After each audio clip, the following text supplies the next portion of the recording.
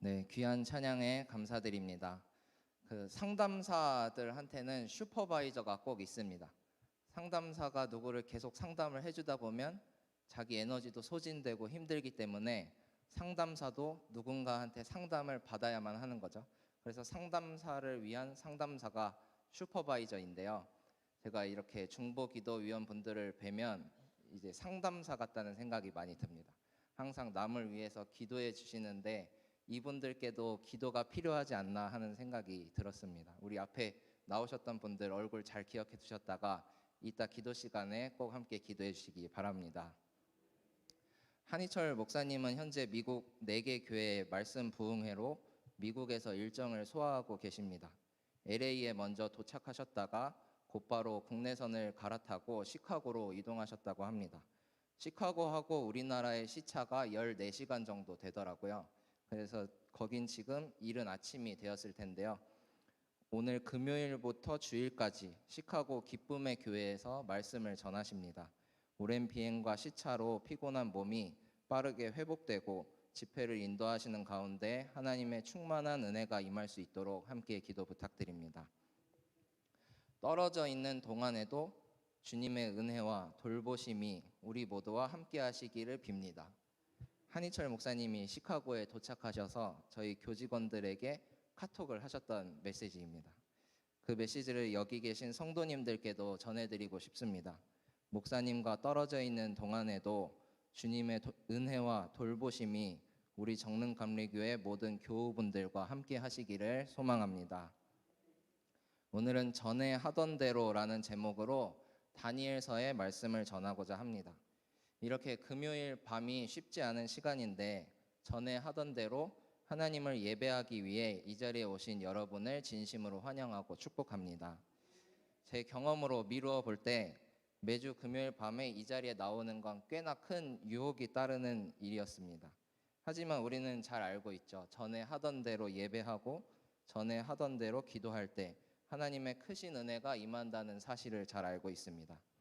아마 이 자리에 모이신 분들은 하나님의 은혜를 맛보아 알고 있는 분들인 줄로 믿습니다. 제가 올해 5월부터 전도사라고 이렇게 양복도 입고 말씀도 전하고 있는데요. 저는 사실 작년 2월에 정릉감리교회에 등록했던 새신자였습니다. 그래서 새신자 양육교육도 성실히 받아서 수료를 했습니다. 신학교는 졸업했지만 몇 가지 이유로 곧장 사역자가 되지는 못했고 그래도 전에 하던 대로 이것만큼은 해야겠다 싶어서 결단하고 참석했던 예배가 이 금요기도회 예배였습니다. 그런데 마침 최강호 목사님께서 우리 금요기도회 남자 싱어가 부족한데 같이 설 수 있겠냐 하셔서 어차피 앉아서 부르던 거 서서 부르자 하는 생각으로 이제 같이 참여해서 하다 보니까 또 이제 더 빠지기가 어렵더라고요. 금요일은 참 피곤한 날입니다. 월요일부터 금요일까지 열심히 일하고 나서 퇴근하자마자 딱 집에 가서 들어 누우면 그렇게 기분이 좋을 수가 없습니다. 토요일, 주일, 휴일이 이틀이나 기다리고 있으니 마음에 부담감도 없습니다. 그렇지만 우리를 이 자리로 나오게 하는 건 은혜를 맛보아 아는 기쁨, 그 기쁨을 우리가 경험했기 때문인 줄로 믿습니다.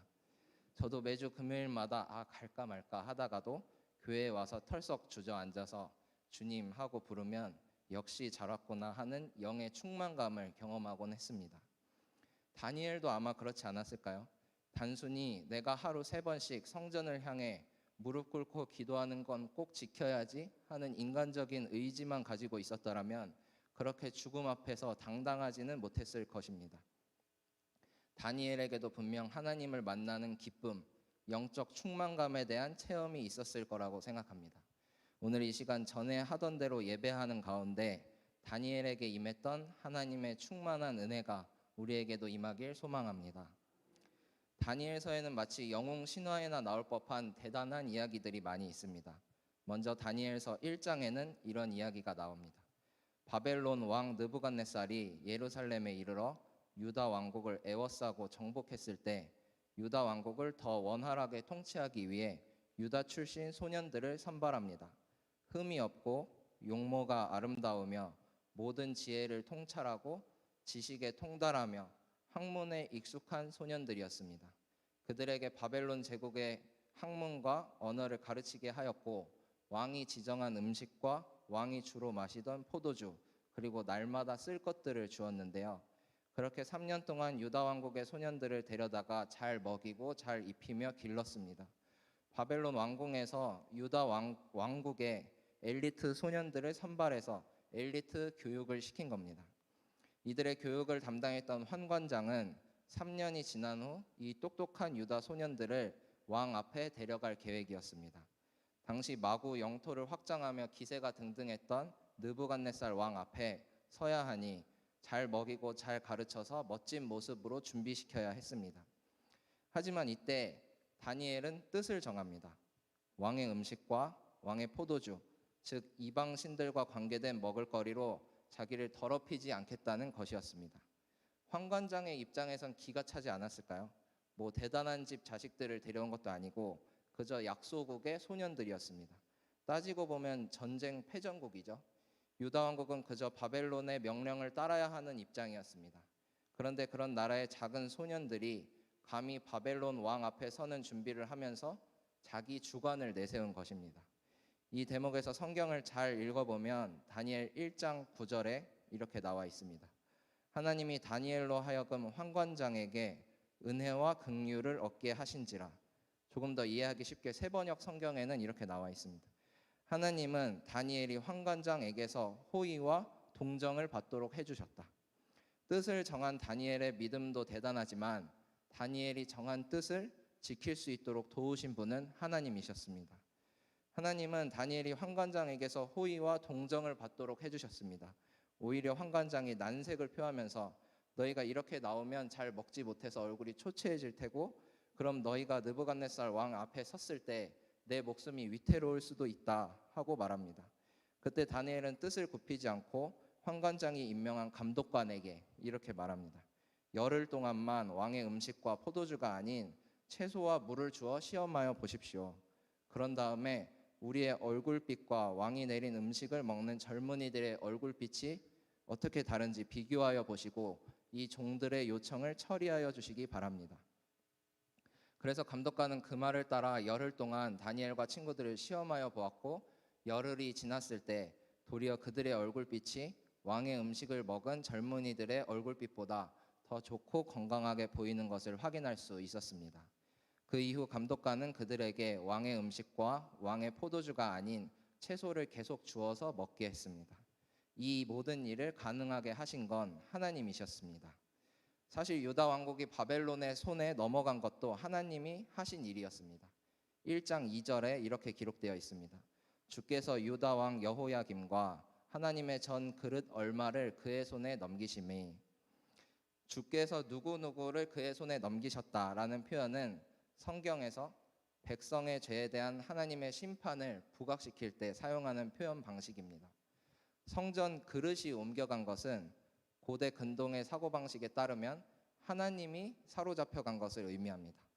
이방신의 경우 그 이방신을 본뜬 성상이 있었기 때문에 전쟁에서 이기면 그 성상을 가지고 갔는데 여호와 하나님은 성상이 없었기 때문에 성전 그릇을 가져간 것입니다.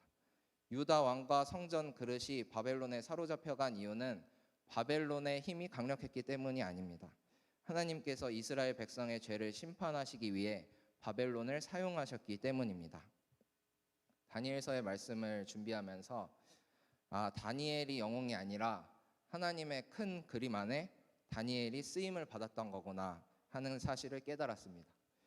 하나님께서 환관장의 마음을 어루만지셨고 하나님께서 유다 왕국을 바벨론의 손에 넘기신 것입니다. 우리의 형편과 사정도 크게 다르지 않습니다. 다니엘과 같이 하나님께 뜻을 정하고 믿음으로 나아갈 때 하나님은 당신의 구원 계획 안에 우리를 포함시켜 주십니다. 다니엘은 분명 특출난 사람이지만 다니엘만 특별한 사람은 아니었습니다. 우리 모두가 하나님의 은혜를 입은 하나님의 사람들입니다. 이제 오늘의 본문 말씀인 6장으로 넘어가 보겠습니다. 서두에서 다니엘서에는 마치 영웅 신화에나 나올 법한 대단한 이야기들이 많이 등장한다고 말씀을 드렸는데요. 1장에서 6장 사이에 여러 가지 이야기가 등장합니다. 앞서 말씀드렸듯이 다니엘과 친구들이 채소와 물만 먹고도 왕의 음식을 먹었던 청년들보다 더 얼굴이 윤택해졌던 이야기도 있고요. 바벨론의 모든 주술가와 점쟁이들이 해석하지 못했던 느부갓네살 왕의 꿈을 다니엘이 해몽해 주었던 이야기, 그리고 풀무불 속에서 살아남았던 다니엘의 세 친구 이야기 등이 그 이야기들입니다. 6장의 말씀에서는 가히 다니엘서의 클라이막스라고 할 만한 극적인 이야기가 펼쳐집니다.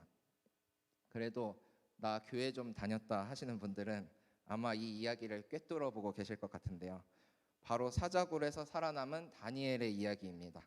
6장을 이해하기 위해서는 다니엘이 섬겼던 왕들을 살펴볼 필요가 있습니다.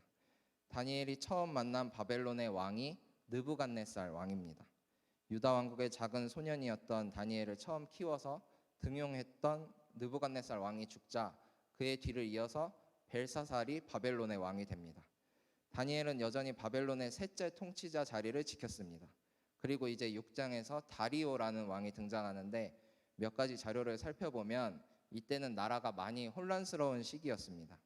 왜냐하면 바벨론이 유다 왕국을 정복하고 지배할 땐 그래도 괜찮았는데 바벨론을 메대와 바사 제국이 침공한 거죠. 메대의 왕이 다리오였고 바사의 왕은 고레스였습니다. 결국 메대 제국은 또 바사 제국의 합병이 되고 맙니다. 당시 메대 제국의 왕이었던 다리오는 이 혼란스러운 정국을 바로잡아야 하는 위치에 있었습니다. 바벨론의 질서를 메대와 바사 제국의 질서로 재정립하는 일을 도맡아 해야 했습니다. 더군다나 바사 제국의 왕 고레스의 명령을 받들어야 했던 입장이었습니다. 그러니 얼마나 왕궁이 시끄러웠을까요? 다리오 왕에게도 그리 강력한 왕권이 부여됐던 것은 아니기 때문에 자기 기득권을 놓치지 않으려는 고관들은 치열하게 정쟁을 벌였습니다. 그런 형국에서 다니엘은 다리오 왕이 가장 크게 신임하는 인물이었습니다. 다리오 왕은 자기의 뜻대로 고관 120명을 세워서 전국을 통치하게 합니다. 120명 위에 총리 셋을 두었는데 다니엘이 그 셋 중에 한 사람이었습니다. 그뿐 아니라 다니엘은 다른 고관들보다 뛰어났기 때문에 왕은 그를 총리들 중에서도 가장 높은 위치에 세워 전국을 다스리게 하고자 했습니다. 고관들은 언제 좋은 자리 하나 맡게 될까 싶어서 군침을 삼키고 있는데 왕이 다니엘을 총애하는 것을 보니 질투와 시기심이 불일 듯 일어났습니다. 그들의 눈에 다니엘은 아주 거슬리는 존재였습니다. 잘 생각해 보면 다니엘은 유다 출신이죠. 당시 자기 나라 영토를 무섭게 확장해 가던 메세와 바사 같은 강대국 출신 사람들에 비해서 다니엘의 출신은 한없이 초라했습니다. 오늘날의 사회에도 예를 들어서 서양권 출신 사람들은 조금 우월하게 생각하고 동남아시아나 아프리카 출신 사람들은 조금 무시하는 경향이 있습니다. 그때에도 마찬가지였습니다. 나라에 힘이 없어서 끌려온 주제에 감히 국정에 참여하는 것도 기분 나쁜 일인데 다리오 왕의 바로 아래, 즉 자기들보다 높은 위치에서 국정을 살핀다는 것은 그들에게 용납되지 않는 일이었습니다. 하지만 고관들은 다니엘을 고발할 아무 실책이나 아무 허물도 찾지 못했습니다. 그래서 고안해낸 방법이 30일 동안 다리오 왕 외에 다른 신이나 사람에게 무엇을 간구하는 사람은 누구든지 사자굴에 집어넣기로 하는 법을 제정하는 것이었습니다. 고관들은 여러 아첨하는 말로 다리오 왕을 설득했습니다. 그리고 다리오 왕도 그들의 말을 쉽게 거절하기가 어려웠습니다.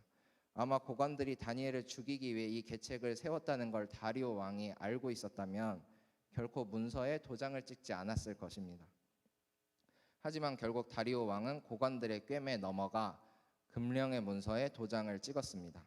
이후 다니엘의 행동이 참 놀랍습니다. 10절의 말씀입니다. 다니엘이 이 조서에 왕의 도장이 찍힌 것을 알고도, 다니엘이 그 사실을 몰랐던 게 아닙니다. 내가 전에 하던 대로 하루 3번씩 무릎 꿇고 드리는 이 기도가 나를 사자굴에 집어넣을 수도 있다는 사실을 잘 알고 있었습니다. 보통 사람 같았으면 왕이 늘 자기 편이었고 자기를 신임하고 있다는 사실을 알고 있으니까 가서 설득하지 않았을까요? 제가 원래 이러이러해서 기도를 좀 하는데 그 문서에 뭐 특약 같은 걸 좀 넣어서 이제 왕궁에서 하는 기도는 봐준다, 아니면 정 몇 품 이상의 고위 관직자는 봐준다, 뭐 이런 식으로 해달라고 이야기를 해볼 만하지 않았을까요? 하지만 다니엘은 그저 전에 하던 대로 기도하는 일에 열심을 내었고 그 결과로 사자굴에 들어가는 것도 순순히 받아들입니다. 그리고 놀랍게도 10절 마지막이 증거하듯이 다니엘은 그의 하나님께 감사하였습니다. 다니엘은 결코 사람들의 위협 앞에 굴하지 않았고 자기의 죽음 앞에서도 하나님께 감사 기도를 드렸습니다. 저는 여기에 신앙의 원리가 담겨 있다고 생각합니다. 무언가를 얻거나 내가 원하는 대로 상황을 변화시키기 위해 비는 행위는 성경에서 말하는 기도와는 좀 거리가 있습니다. 우리는 그저 기도를 통해 하나님께 잇대어 살아가는 것입니다. 그분의 뜻이 어디에 있고 그분의 때가 언제일는지 우리는 알 수 없지만 그저 그분이 우리를 가장 선한 길로 인도해 주시리라고 믿고 기도하는 것입니다. 이런 다니엘의 기도는 정말 죽음의 공포를 이겨내야 할 만큼 쉽지 않은 일이었습니다. 우리 삶에서 우리가 믿음을 지켜나가는 과정, 그리고 이렇게 금요일 밤 예배의 자리를 지키는 행위들이 모두 그렇습니다. 우리도 다니엘의 믿음을 본받길 원합니다. 전에 하던 대로 기도하는 것뿐만 아니라 하나님께 감사하는 단계까지 이르기를 소망합니다. 그리고 이어지는 사자굴 이야기는 아마 말씀드리지 않아도 잘 알고 계실 겁니다. 다니엘이 기도하는 순간을 목격한 고관들은 곧장 다리오 왕에게 달려가 다니엘을 고발합니다. 그들이 얼마나 간교했던지 다리오 왕에게 나아가 먼저 했던 말은 왕이 직접 도장을 찍었던 금령을 상기시키는 말이었습니다. 임금님이 금령에 도장을 찍으시고 앞으로 30일 동안 임금님 외에 다른 신이나 사자굴에 던지기로 하지 않으셨습니까? 그러자 왕이 직접 시인합니다. 그것은 메대와 바사의 법을 따라 고칠 수 없는 법이라고 말합니다. 왕의 확인을 받은 고관들은 그제서야 다니엘의 죄를 고발합니다. 왕이 자신의 권위를 지키기 위해서라도 꼼짝 못하고 다니엘을 사자굴에 집어넣도록 몰아세운 것입니다.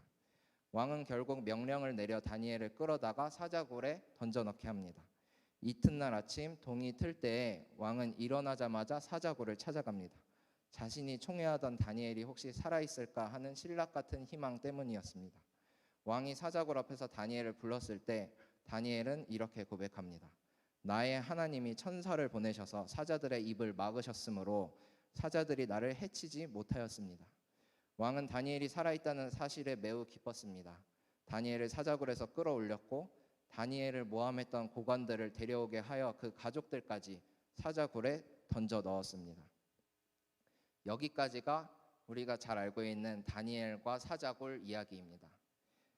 하지만 사실 그 다음 내용이 더 중요합니다. 다 같이 다니엘 6장 25절에서 27절의 말씀을 함께 읽어보았으면 좋겠습니다. 6장 25절에서 27절입니다. 이에 다리오 왕이 온 땅에 있는 모든 백성과 나라들과 언어가 다른 모든 사람들에게 조서를 내려 이르되 원하건대 너희에게 큰 평강이 있을지어다. 내가 이제 조서를 내리노라.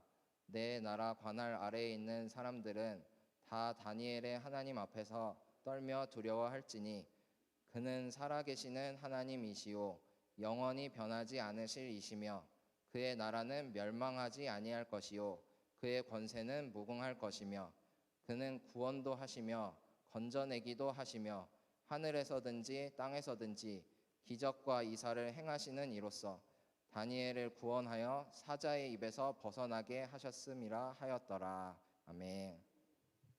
하나님께서는 이렇게 다니엘의 사자굴 사건을 통해 자신의 영광을 세상에 나타내십니다. 이방 민족의 왕이 직접 하나님의 권세와 능력을 찬양하도록 이끄셨습니다. 다니엘의 말씀을 읽으면 보통 다니엘의 의지나 다니엘의 담대함에 주목하는 경우가 많습니다. 하지만 다니엘 1장부터 살펴본 내용을 통해 이 모든 것이 하나님의 계획이었음을 우리는 알 수 있습니다. 주께서 바벨론의 손에 이스라엘을 넘기셨고요. 주께서 환관장의 마음을 어루만져 다니엘에게 호의와 동정을 베풀게 하셨습니다. 하나님은 사실 그분 자체로 완전한 분이시기 때문에 다니엘의 기도를 필요로 하지 않으실지도 모르겠습니다. 다만 다니엘이 전에 하던 대로 드렸던 그 기도가 다니엘로 하여금 하나님의 구원 역사에 동참하게 만들었습니다. 전에 하던 대로 드리는 기도는 결코 하나님을 붙잡고 흔드는 기도가 아닙니다. 우리는 그저 하나님께 잇대어 살아갈 뿐입니다. 예수님께서는 포도나무의 비유를 통해 우리의 역할을 명확히 알려주십니다. 요한복음 15장 5절의 말씀입니다. 나는 포도나무요 너희는 가지라. 그가 내 안에 내가 그 안에 거하면 사람이 열매를 많이 맺나니 나를 떠나서는 너희가 아무것도 할 수 없음이라. 아멘. 다니엘은 이 영적 원리를 잘 이해하고 있던 사람입니다. 다니엘의 의지, 그의 담대함 때문이 아니라 포도나무에 가지가 붙어 있지 아니하면 그 생명조차 부지할 수 없다는 사실을 잘 알고 있었습니다. 오늘 이 시간 많은 유혹을 이겨내고 지킨 이 금요기도의 자리가 그런 자리가 되길 소망합니다. 가벼운 위로, 심리적 평안 정도를 얻는 자리가 아니라 포도나무 대신 주님께 착 달라붙어서 우리의 영적 생명이 살아나는 시간이 되길 소망합니다. 우리가 드리는 이 예배를 통해서 우리는 새 힘을 얻고 하나님의 놀라운 구원 계획에 참여하는 영광을 누리게 될 것입니다. 이제 말씀을 마치고자 합니다. 제가 한 4년, 5년 전에 어떤 칼럼 글을 읽고 감명을 받아서 이거 나중에 설교할 때 꼭 써먹어야지 하고 저장해 두었던 글이 있었습니다. 그걸 써먹으면서 말씀을 마치려고 합니다. 어느 마을에 늘 행복해 보이는 어르신이 있었습니다. 그 어르신은 매일 아침 같은 자리에서 빗자루를 들고 길목을 깨끗이 쓸고 있었습니다. 그리고 매일같이 그 어르신을 바라보던 한 청년이 있었습니다. 그는 자신이 늘 불행하다고 생각했고 그 어르신이 부러웠습니다. 궁금증을 참지 못한 그 청년이 어르신에게 다가가서 물었습니다. 어르신, 무엇 때문에 항상 그렇게 행복하세요? 그때 어르신이 대답합니다. 나는 매일 아침 지구의 한 부분을 쓸고 있다네. 어떤 이는 자기의 작은 행동을 매우 하찮은 것으로 여깁니다. 더 큰 것, 더 대단한 것을 갈망하면서 자신의 처지를 비관하죠. 하지만 우리는 이 어르신과 같은 마음으로 살아가기를 원합니다. 우리의 기도, 우리의 예배는 우주의 한 점과 같은 우리가 우주의 주인이신 그분의 일에 동참하는 사건입니다. 이 시간 전에 하던 대로 주님을 찬양하고 예배하는 가운데 하나님께서 은혜 베풀어 주실 줄로 믿습니다. 우리를 돌보시는 주님의 따스한 손길을 경험하는 귀한 시간이 되길 소망합니다. 기도하시겠습니다.